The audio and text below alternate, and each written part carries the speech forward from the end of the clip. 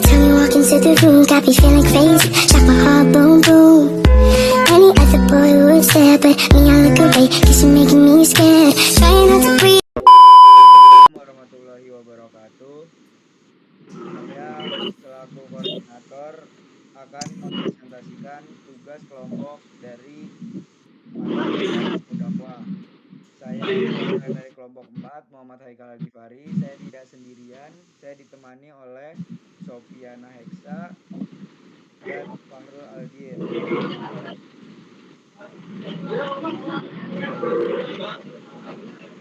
Langsung saja, materi pertama akan dibacakan oleh Sofiana. Baik, yang pertama di sini ada latar belakang. Isi dalam latar belakang ini, Islam merupakan agama dakwah sebab banyaknya para ulama terdahulu menganjurkan untuk memperluaskan kebenaran-kebenaran seperti yang terdapat dalam Islam. Dakwah yaitu suatu ajakan manusia dengan cara bijaksana kepada jalan yang benar sesuai dengan perintah Tuhan untuk kemaslahatan dan kebahagiaan mereka dunia dan akhirat.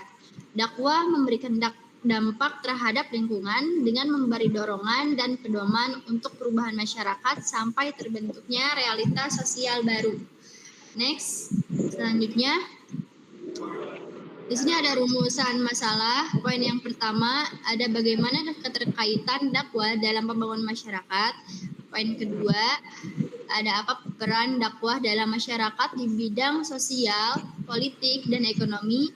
Yang terakhir, bagaimana kontribusi dakwah dalam pembangunan sosial, ekonomi, dan politik masyarakat.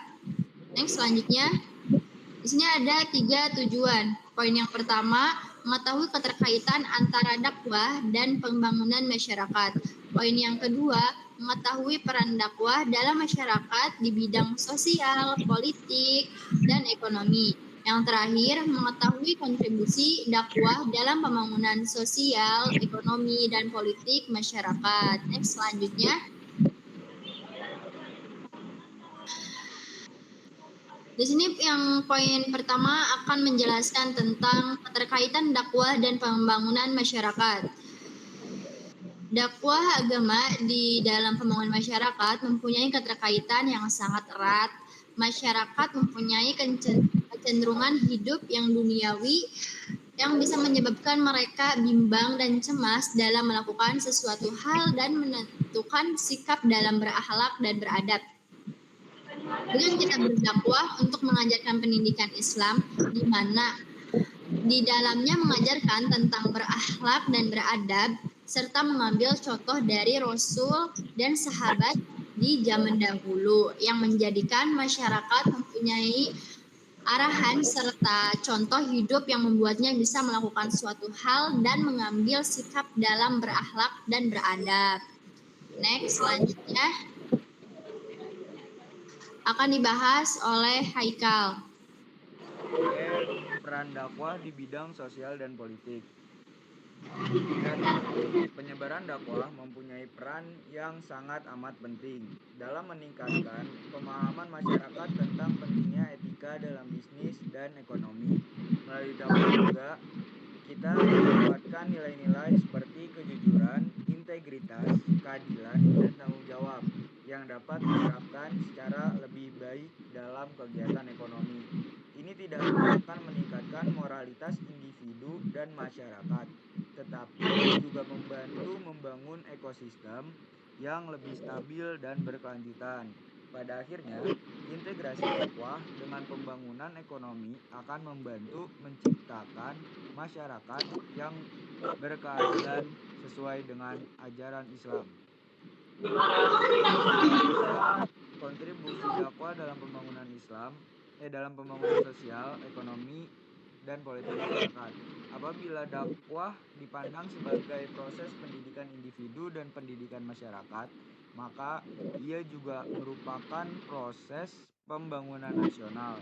Di samping itu, dakwah adalah proses komunikasi dan proses pemahaman, sikap dan tindakan individu, dan perubahan tersebut terjadi karena adanya perubahan tata nilai.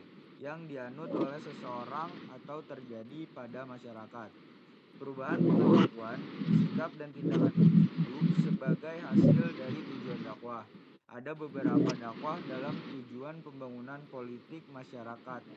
Di antaranya adalah yang pertama ada mempertahankan, mengamankan, dan mengamalkan Pancasila dan Undang-Undang Dasar 1945. Yang kedua, ada mewujudkan cita-cita bangsa seperti dimaksud dalam Undang-Undang Dasar 1945. Yang ketiga, menciptakan masyarakat adil dan makmur yang merata, material dan spiritual berdasarkan Pancasila dan Undang-Undang Dasar 1945 dalam wadah Negara Kesatuan Republik Indonesia. Dan yang terakhir ada mengembangkan kehidupan. Selanjutnya akan dibacakan oleh teman saya yaitu Fahrul.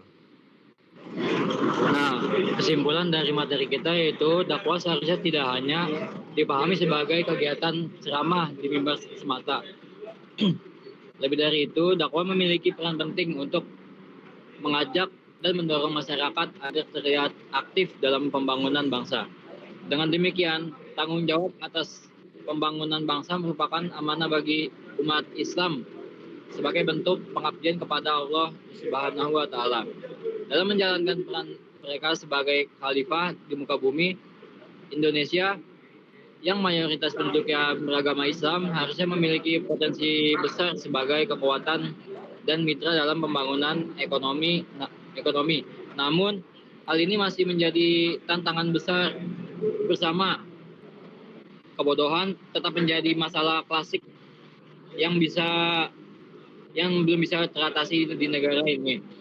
Untuk mendorong pertumbuhan ekonomi diperlukan kontribusi dari berbagai sektor, termasuk sektor agama. Nah, dari materi kita ini ada 2 pertanyaan dari teman-teman kita. Yang pertanyaan pertama itu dari Rizka Madani, yaitu pertanyaannya, kalau menurut kalian bagaimana sih cara dakwah bisa ikut membantu menyelesaikan masalah sosial kayak kemiskinan atau ketimpangan ekonomi di masyarakat? Emang bisa ya dakwah ngaruh sebagai sampai memperbaiki ekonomi? Yang akan dijawab oleh Sofiana Heksa. Oke, jawaban dari poin yang pertama itu dari pertanyaan dari Rizky Madani, dakwah bisa bantu atasi kemiskinan dan ketimpangan ekonomi dengan cara membentuk mental masyarakat yang jujur, rajin, dan mandiri, mendorong solidaritas lewat zakat dan sedekah, serta mengedukasi umat melalui program pemberdayaan ekonomi. Jadi, dakwah itu bukan hanya soal ibadah, tapi juga aksi nyata untuk perubahan sosial. Next, selanjutnya pertanyaan yang kedua. Selanjutnya pertanyaan yang kedua itu dari Abzal. Abzal itu nanya, bagaimana dakwah dapat mendorong masyarakat untuk lebih aktif dalam kegiatan kewirausahaan syariah? Bagaimana ya akan dijawab oleh Sofiana. Oke, dari pertanyaan yang ke poin kedua ini, jawabannya dakwah dapat mendorong masyarakat yang aktif dalam kewirausahaan syariah dengan menanamkan nilai-nilai Islam tentang kejujuran, kerja keras, dan keberkahan usaha, serta memberikan edukasi dan motivasi tentang pentingnya bisnis halal sebagai jalan mencari nafkah yang diridhoi oleh Allah Subhanahu wa taala. Cukup jawabannya dari poin yang kedua. Cukup sekian yang dapat kita sampaikan dari pemakalah kelompok 4. Kurang lebihnya mohon maaf. Wassalamualaikum warahmatullahi wabarakatuh.